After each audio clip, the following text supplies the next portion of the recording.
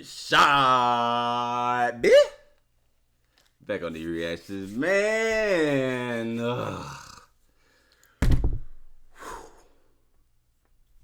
This is a big video right here. Y'all see this? If y'all are Eagles fan, y'all know the two guys that's in this video right here. If you don't know, you got the Shady McCoy, Deshaun Jackson, two Pro Bowl receiver and running back for the Philadelphia Eagles from the time of they got drafted. I want to say McCoy was I think D-Jack was 09. McCoy was 2010. I can't really go off the top of my head. Maybe I'm fucking wrong about that, but I was there. Y'all know I became an Eagles fan in 2010, so y'all know I pretty much know this whole era of them both being here. This is the truth about Chip Kelly, bro. Obviously, man, that 2014, 2015 offseason, I just wanted to take my phone and destroy it. Because that shit was like ringing bells almost all day. Every day that bitch was ringing, it wouldn't put nothing good. Y'all remember Deshaun Jackson got cut like the offseason, he had his best year. And Shady McCoy coming off his best year, he got traded to Buffalo for Kiko Alonso, and he ain't did. We still looking for him. Hell, he played like 3-4 games, we still looking for that nigga. But this is, these two guys are not going to hold back. I heard apparently Vic, I think Jason Peters going to come on here. A cornerback from the past. I don't think he really played too much, but I know he's going to come up here. So a lot of them finna get ready to go in on Chip Kelly there. I was going to leave this era. This era is over and done with. Y'all done heard me saying videos, Chip Kelly destroyed. I didn't brought it up 1,000 times, but this is these guys' perspective on what down in the locker room. To Chip Kelly's credit, both these guys both had their career years under him. Get him his credit on that. But it's a difference when a coach cannot connect with his players, bro. Like that's a big thing, and that's the reports that all came about Chip Kelly that he didn't, especially with these two. They both said that he didn't connect well with the black players on the team. That's a real big thing, especially you talking about Philadelphia, the city of brotherly love. Come on now, man. Can't have it. Cannot play with it, cannot win with it, and cannot coach with it. So we're going to let these boys do the talking. I'm going to break these because this is a 52-minute podcast. I'm not going to watch this whole 52 minutes in one video. But if y'all like the video, for this video right here, I'm going to do 15 minutes of what they talking about. And we're going to come back and probably do a part 2. Depending on how y'all like it, man. If y'all want me to do it, I'll keep doing it. But I definitely want to see this. So we're going to check it out. Truth about Chip Kelly, man. Let's see what these boys got to say. Jackson. The one and only, 101 D-Jack. What's the deal, bro? This is going to be a tough one right here because a lot of people always ask me these questions. A tough one is crazy. As much as I done heard when they going on ESPN and shit, taking shots at Chip Kelly, the tough one is crazy for them to say that. The same questions. What happened with you and Chip Kelly and that team, right? Well, Let's today, do it, man. We're going to tell you the truth of what really went down. Let's do it. And as you can see, my boy, look how serious he looked. I feel like Don't hold back either, though. I feel like I'm finna play a game. I'm ready to get it. I'm about to strap down. You know, I'm about to first play like Washington, 80 yards deep. Type shit. Shout out to them Commander fan, man. That bomb to D-Jack from Vic was crazy. Meeting him and all that.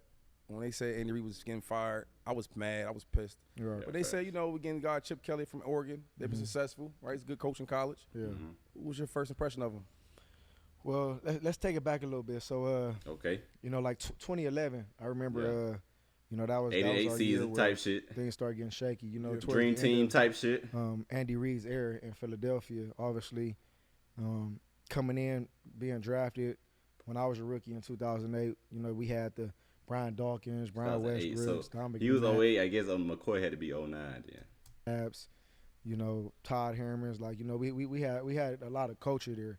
So since day one when I came in there, it was different. Like it was almost like I was drafted to a team that was established. There was like a good team. It wasn't like I got drafted to a Arizona or Chicago, like a team that wasn't really good. You know what I'm saying? So since day one, I just felt something special about being in Philadelphia. It felt like no other, and as rookies, as guys are sitting in the draft and waiting, it's like, you can't wait because it's like, all this hard work I've been putting in all my life, and now I finally get an opportunity to get drafted, and you go get these millions, you think, I go get Drew, I go, just the whole, persona or, atmosphere of being a professional athlete. So I'm saying this to say, when I was drafted by the Philadelphia Eagles, it was a dream come true. But, the era of the Andy Reid era, we came in there and It was over the 2000s drip. Deshaun Jackson got on. He got the like the 4X T-shirt on. I see his pants damn near at the flow. It was over the 2000 early 2000s drip he got since on. day one, we knew what the culture was. It wasn't no guessing. You know, I remember a certain situation where Brian Dawkins got on me. I fumbled. You wasn't there my rookie year. I dropped the ball before I got in the end zone, and I remember seeing it. Yeah, I could just remember the culture. Like he cussed me out, but he don't even cuss. But like he cussed me out. But whoa, cuss words, if that makes sense. Whoa. So okay. Yeah, it was just like the camaraderie. The culture. Who you looking up to? Oh wait, that's where you got that when I fumbled and against the Chargers. You chunking on me. You got that from Dawkins? Yeah, he was like, yeah, you feel me? So it was on some like, and I was still younger, but on that type of time. But you know, culture was huge in Philadelphia. And things kind of just fell off like 2011, 2012. So moving forward into that, we kind of felt that, you know, the era of Andy Reid was pants damn near touching the floor, man. All right, I'm through with you. It's coming to an end. So I remember that summer, we didn't know who was going to be our coach. You know what I'm saying? We sitting around seeing who's going to be the coach. So they started talking about this guy, Chip Kelly. And I was familiar because at the time I was a Pac-10 guy. So, you know, he was coming from that division, and I, you know, saw a lot of him, how he had the open style offense, and they were scoring all these touchdowns and yards and points.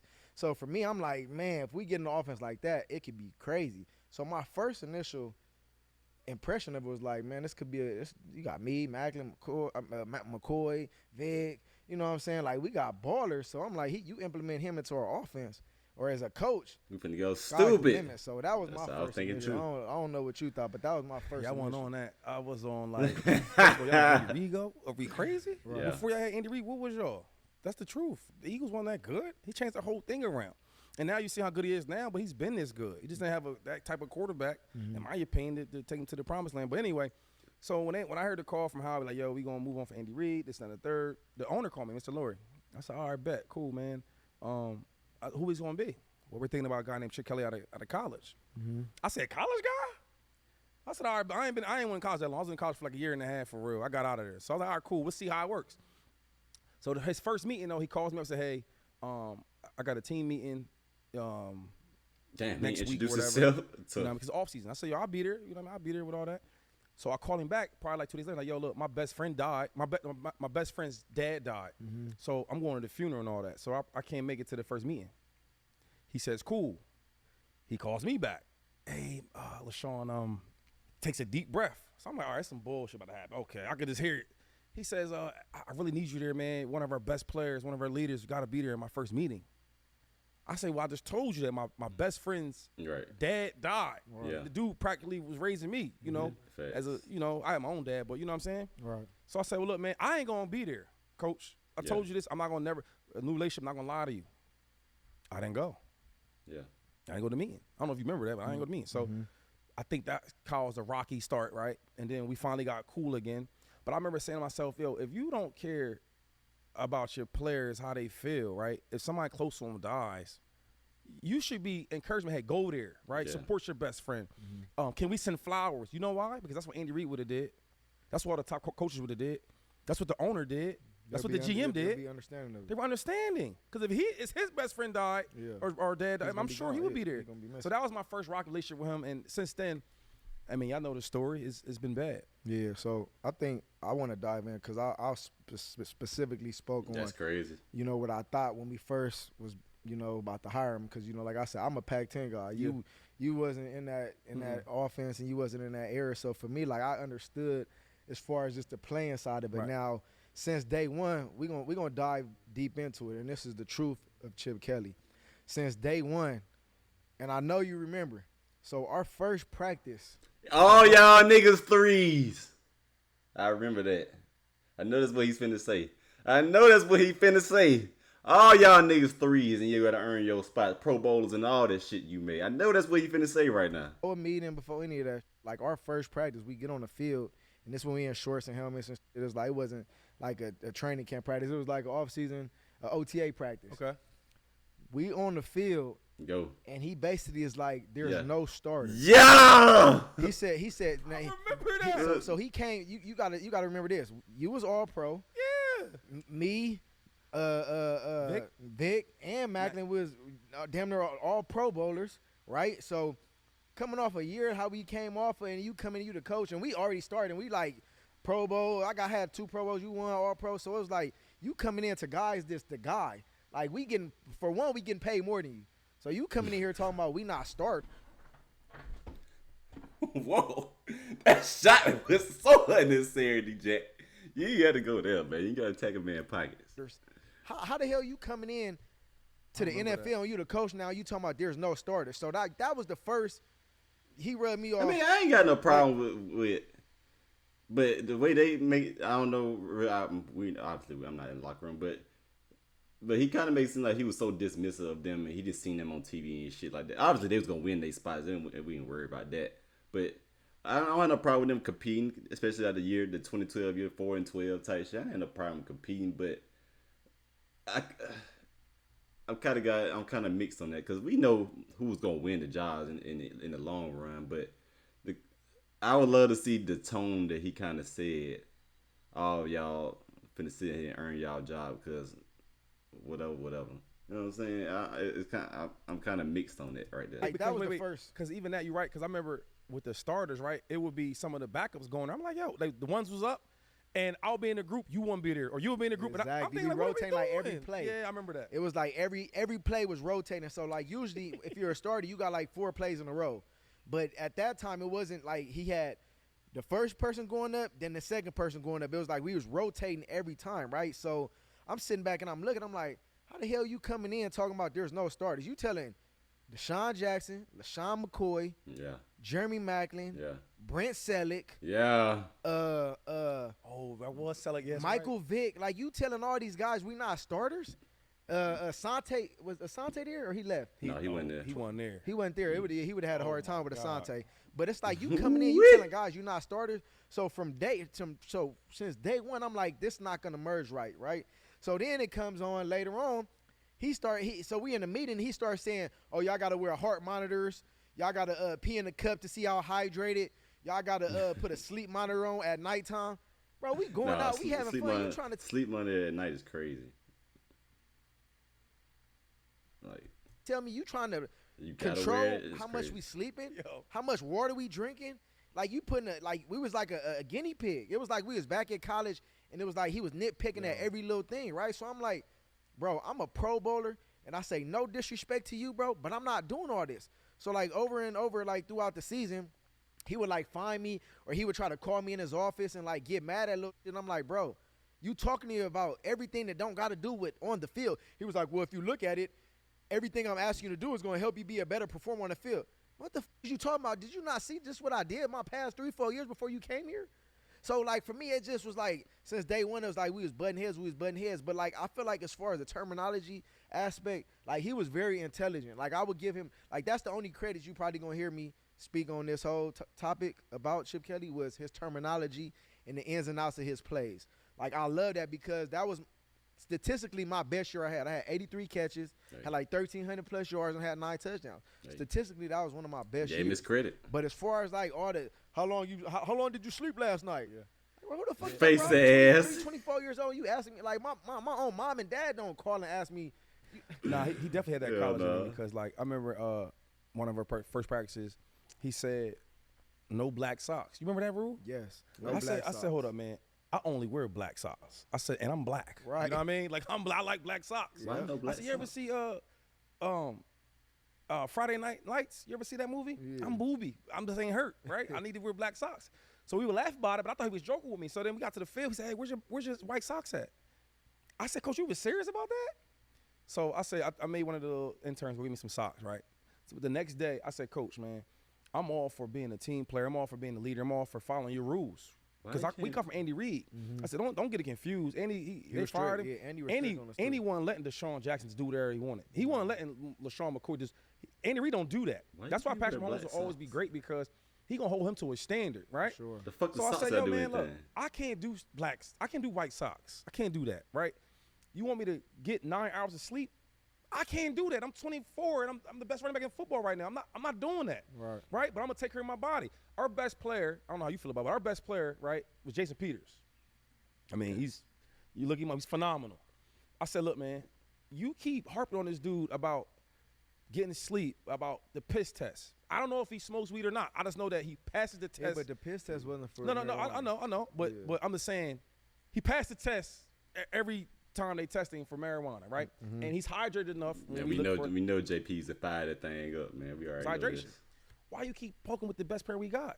We don't want to make him mad. This is the NFL. It's not college. Right. And I feel like he had that college mentality because when we would argue with players, right, or he would have issue with players, he would never directly come at Deshaun. He would never come at me. He would have his little system. You remember that little system? I'll give you a better story. You know I like stories. Everybody keep calling me because they know what's about to happen. Yeah. Anyway, so one time Deshaun is running a route right now. I don't condone this, but this is Deshaun sometimes. He got his pants halfway down, right? Like he hanging out on Crenshaw Boulevard. Is that a street? Yeah. Okay. Right? Like he's just hanging out. You know what I'm saying? And I'm like, and the head coach says, Deshaun, man, hey, I don't know how you run that route with the pants like that. Deshaun comes back to the huddle. He don't even say to come back to the huddle. Same, there's another route. Hey, DJ, man, you going to lose them pants where you running. Right? I'm thinking, all right, at one point, this coach got to have some nuts and say, yo, pull your pants up and act like a professional. Because that's what Andy Reid would have did. You know what he did? He had a little intern, right? Because he's had these little, I don't even want to call them interns no more. Like little, what are they called? Like little runners, right? Yeah, they didn't have no real job. I don't know what they names was. I don't know what position they had. I never seen him. Only time I seen him know was what their name field. was. He would tell the hey, look, hey, to tell Deshaun, tell the coordinator or the position coach to tell Deshaun to pull his pants up. And I'm sitting looking at this like, you the head coach. Yeah, you passive aggressive ass shit. So you lose respect. But then come a little rookie, he gonna yell at him. Yo, why you ain't doing that? Last thing about Chip, since we talking about him this on his attitude part, he was the type of coach where like he never was like respectful of your opinion. So like so you the head coach, whatever you say typically goes. That's how it works. But let's say, yo, we having an issue with this or having an issue with that, or I don't like the way you calling these plays. I would say, look, coach, you keep calling the same play, bro. They on to it. And you know what he telling me? He would smile at me and do whatever he wanted.